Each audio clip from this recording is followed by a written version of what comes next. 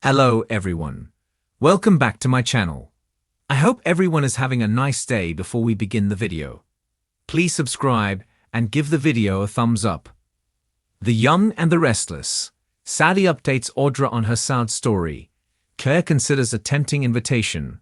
And Victoria gives Kyle advice. All products and services featured are independently chosen by editors. However, Soaps.com may receive a commission on orders placed through its retail links, and the retailer may receive certain auditable data for accounting purposes. All products and services featured are independently chosen by editors. However, Soaps.com may receive a commission on orders placed through its retail links, and the retailer may receive certain auditable data for accounting purposes.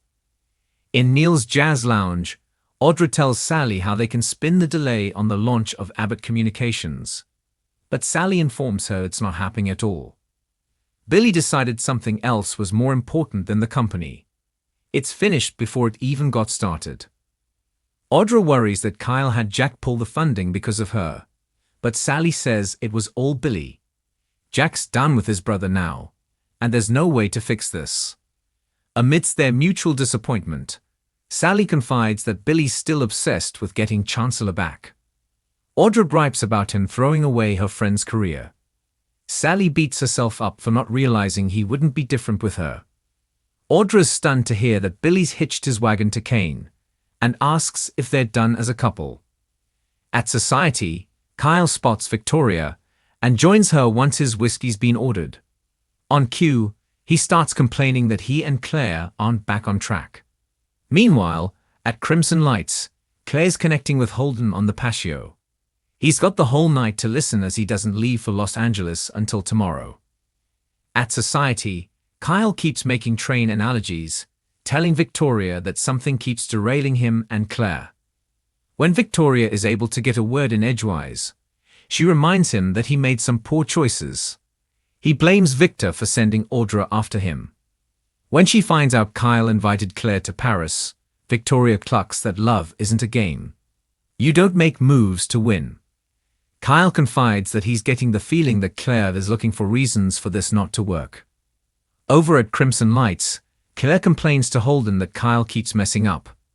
Holden suggests she take a step back to gain some perspective, and invites her to come to lay with him.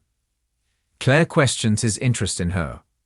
Holden insists he wasn't making a play for her at the park the other night. She quips, "That's disappointing." Holden respects that she's in a relationship and doesn't want to complicate things. Contradictorily, he pokes her to come to lay with him. Claire's tempted, but feels she has to focus on Kyle. Going away with Holden wouldn't help the situation given how her boyfriend feels about him. Disappointed, Novak says he understands. At Society, after rehashing the story of finding out Claire was her daughter, Victoria advises Kyle to show her what's in his heart and fight for their love.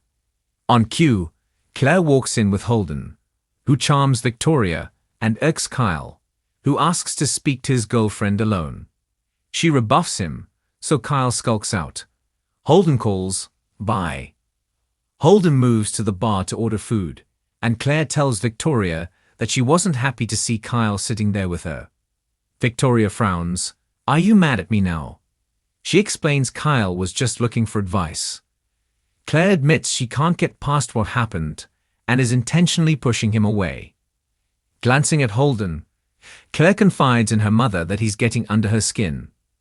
Victoria admits he's attractive and charming. Claire thinks she may need to live a little more before committing to one person for the rest of her life. She and Holden smile at each other, and she blushes. At Society, Sally continues ranting to Audra about Billy and his ego. He had their story all written. He could have chosen her, but he didn't. Audra learns she's staying in her suite at the club, and sighs that they're in the same boat, but they'll both bounce back. Audra launches into a pep talk, and Sally asks her pal to shoot her if she ever sees her allowing anyone to call the shots for her ever again. She decides they should build something together. But what? The gals are brainstorming when Kyle walks in. Watching him belly up to the bar, Audra muses about him numbing his pain. Uncharacteristically, Audra realizes that she may be just as bad as Billy in the way she got pulled into Victor's plan. Sally suggests she tell Kyle this. Audra's not interested in apologizing to the abbot. Sally suggests it would be good karma. Audra remains unconvinced, but she believes in karma because Kyle is getting what he deserves. Once he's good and lit, Kyle strolls over to say he's sorry about the Abbott Communications launch, adding that working with Audra can only lead down the road to ruin. Sally tells him Audra was just saying that she owes him an apology. Audra says she's only sorry that it's taken him so long to hit rock bottom. When she complains about Claire threatening to poison her, Kyle advises she think twice about what's in her glass. Audra fires back. She's sure that his girlfriend is having a Vesper with Holden at that very moment. Audra scores a direct hit with that one, and things escalate. Kyle hollers that he and Claire are fine, and chuckles over Nate kicking Audra's ass to the curb. When he loudly calls her a cold, heartless bitch, Sally advises him to take it down a notch. Kyle fumes that he may be alone tonight, but Audra will be alone forever, because no one cares what happens to her. Thanks for watching this video, and please subscribe our YouTube channel for more update news.